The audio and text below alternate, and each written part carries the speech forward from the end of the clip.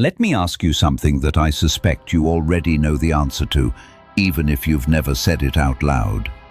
Have you ever built something, invested real time, real skill, real money into a platform or a system, and then one day realized that the rules changed and nobody asked you? That the thing you thought you owned was never fully yours to begin with?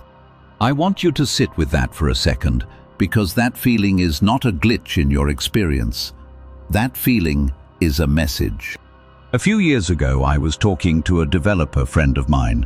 Smart guy, not naive. He had spent 3 years building an application for Apple's App Store, not some side project, his full-time income, his independence, his version of freedom. And one morning he woke up and Apple had changed a policy. Not dramatically, not with fanfare, quietly.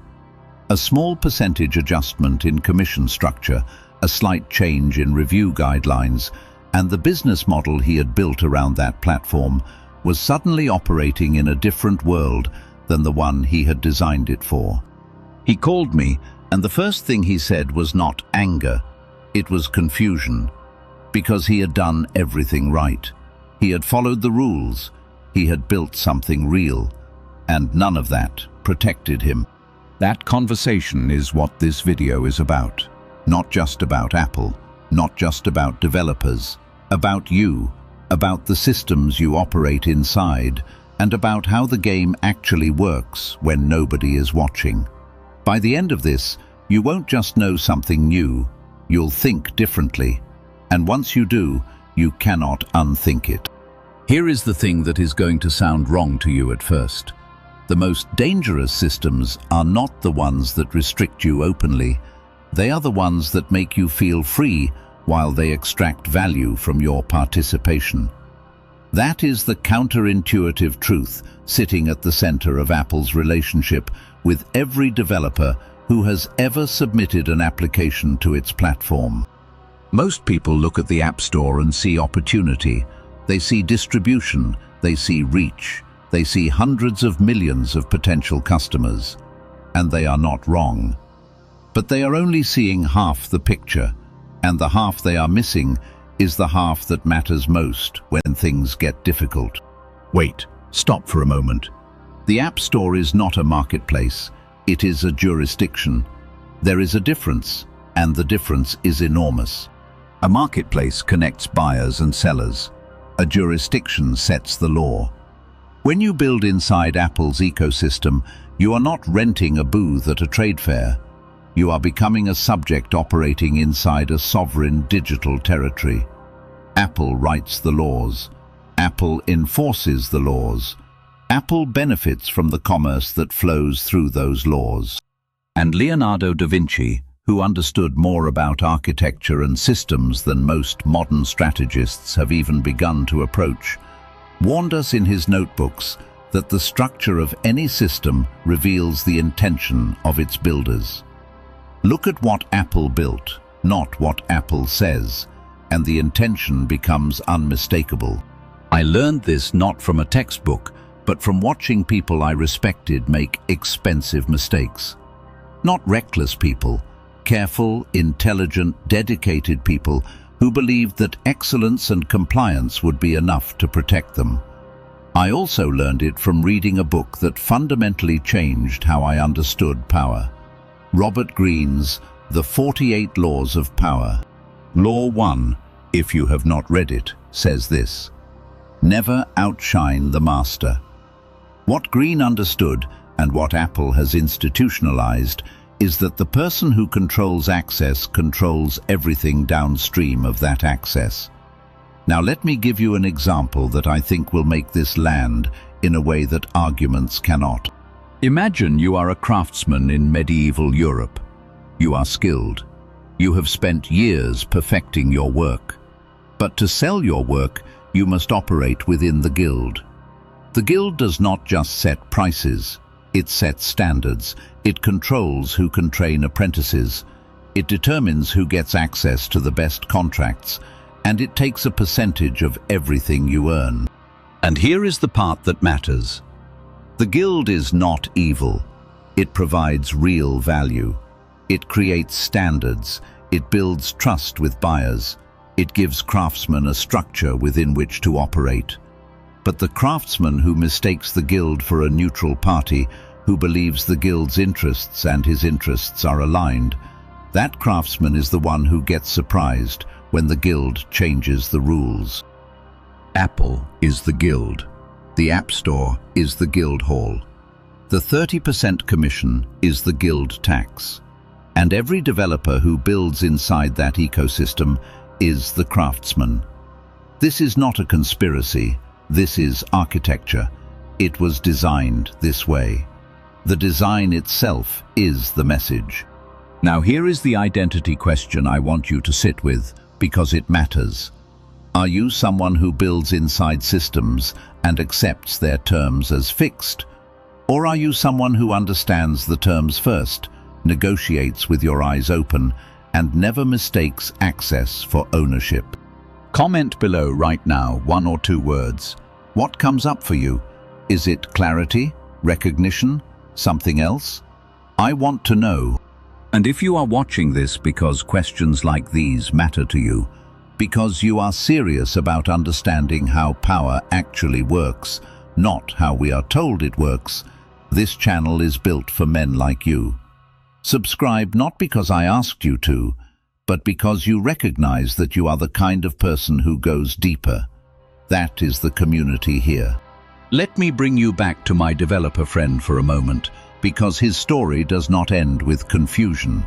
It continues, and where it goes is where most of these stories go for men who built their independence inside someone else's structure.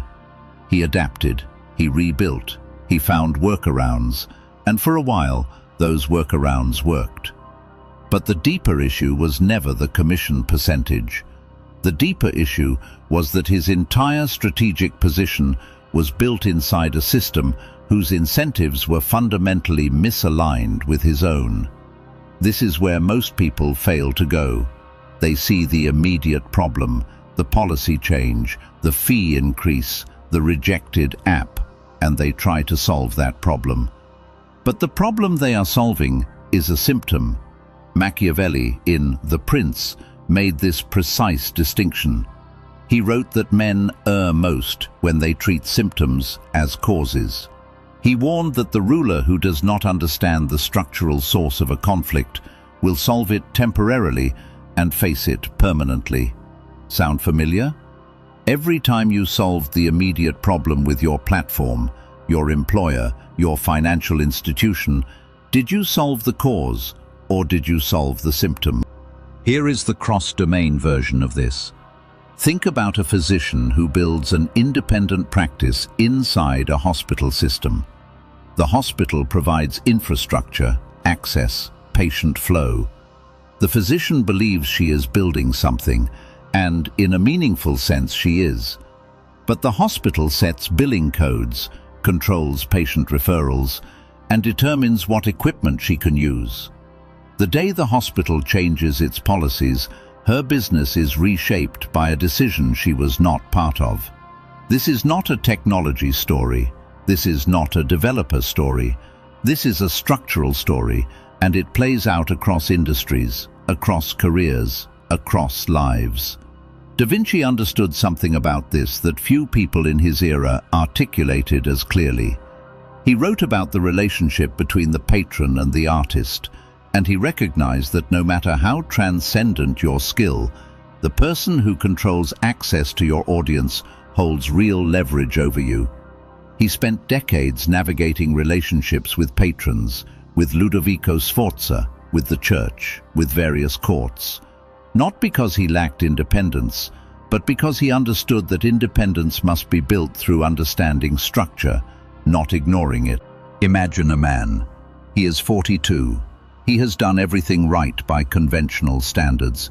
He has maximized his 401k contributions every year for 15 years. He has bought a home, paid down the mortgage responsibly, diversified across index funds, the way every financial publication told him to. He is, by every measurable standard, a responsible and financially literate adult. And he is. But here is what he does not see until much later.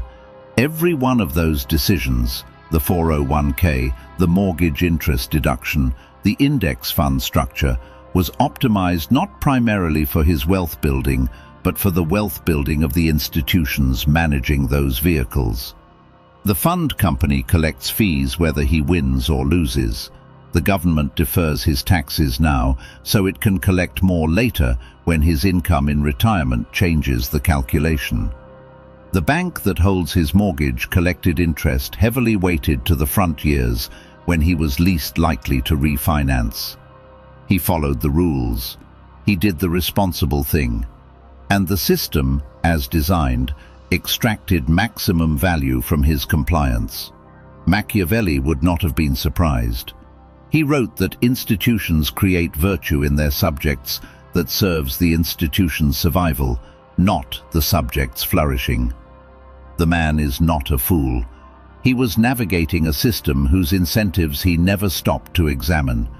And years later, sitting across from a financial advisor who is recommending he stay the course, he has a moment of quiet, uncomfortable recognition. The system worked, just not primarily for him. What would you do differently if you had examined those incentives 15 years earlier? Sit with that, not as a regret, but as a calibration. Leonardo da Vinci, who approached every field he entered with the same analytical intensity, would have mapped the incentive structure before he committed to any arrangement. That was not cynicism, that was precision. He treated systems the way he treated anatomy. You do not judge a body, you understand how it functions. And that understanding is where real mastery begins. Now we shift. Because we have spent time in the intellectual territory of this idea, and that has been necessary. But there is another layer here, and it is the one that is harder to say out loud. Some of you watching this right now are having a very specific internal reaction. You are thinking, okay, this is interesting, but I am not a developer. I don't have an app. This doesn't apply to me. Or maybe you are thinking, I know this already. I get it. Power dynamics, incentive structures. I am already aware of this. And I want to name both of those reactions because they are both forms of the same defense mechanism. They are the mind's way of keeping you at a comfortable intellectual distance from an uncomfortable personal truth. Because the truth is that every man in this audience, every one of you, operates inside structures you did not design, structures whose incentives you have not fully mapped, structures that extract value from your participation while allowing you to feel like a sovereign actor. Your employer, your professional licensing body if you have one, your bank, your mortgage, your investment accounts, the platforms where you have built your audience or your business or your reputation. Every one of these is an apple in the structural sense of that word. Every one of them is a guild. Machiavelli did not write The Prince as a guide for princes alone. He wrote it as a map of how power organizes itself so that men who understand the map can navigate without being naive. He said that the man who does not understand the nature of the system he inhabits will attribute his misfortune to bad luck when it was actually bad positioning. That is not cruelty, that is precision. And it is the kind of precision that most men in our culture are never taught to apply to their own lives. Da Vinci himself, across years of working inside powerful systems, developed what I can only describe as a structural awareness. He knew when he was being offered genuine partnership and when he was being offered controlled access. He knew the difference between a patron who respected his autonomy and one who wanted to own the output without acknowledging the source. That kind of discernment is not born from suspicion. It is born from understanding how incentives actually shape behavior, including your own. Now, here is the thing that will actually shift something if you let it. The goal is not to escape these systems. Da Vinci did not escape his patrons. He learned how to work within them while maintaining the core of what made him irreplaceable. The goal is to see the structure so clearly that you are never surprised by it. Because the man who is never surprised has real advantage. Not visible advantage, not the kind that announces itself. Quiet advantage, the kind that compounds over time. Machiavelli was very specific about this. He said that the prince who understands the nature of the wolf will not be eaten by believing it to be a sheep. He was not advising cruelty or manipulation. He was advising clarity. See what is actually there. Not what you wish were there. Not what you were told was there. What is actually there. When you shift from evaluating intentions to evaluating incentives, everything changes. You stop asking, is this institution good or bad? You start asking, what behavior does this institution's structure reward? You stop asking, does my employer value me? You start asking, what does the incentive structure of this organization make likely for someone in my position? Those are not cynical questions, they are engineering questions, and they produce real answers instead of wishful ones. Leonardo da Vinci treated every commission the same way, not with suspicion, but with analysis. What does this patron need publicly? What do they need privately? What do they actually have the power to deliver? And what are they promising beyond their means? He mapped the real before he committed to the ideal. That discipline is what allowed him to maintain relationships with powerful people over decades without becoming captured by any single one of them. Machiavelli would have recognized Da Vinci as a man who understood the prince's dilemma without needing to be a prince himself. The ability to navigate power without being naive about power, that is a particular kind of mastery, and it is available to every man in this audience right now, not as a tactic, but as a way of seeing. Now I want to bring this full circle to Apple, because we started there, and I want to end there. Not because Apple is the villain of this story, but because Apple is the clearest, most legible modern example of a truth that has always been true. Apple did not invent platform control, it perfected it. It took the guild structure that has organized human economic life for centuries, and it digitized it, scaled it, and made it feel like freedom. Machiavelli would have admired the elegance of that, not the ethics, the architecture. Because what Apple understood, at a level most companies never reach, is that the most effective control is the kind the subject does not experience as control. It is experienced as convenience, as safety, as access to opportunity. Every developer who built their income inside the App Store believed they were free. And they were free in the sense that matters least.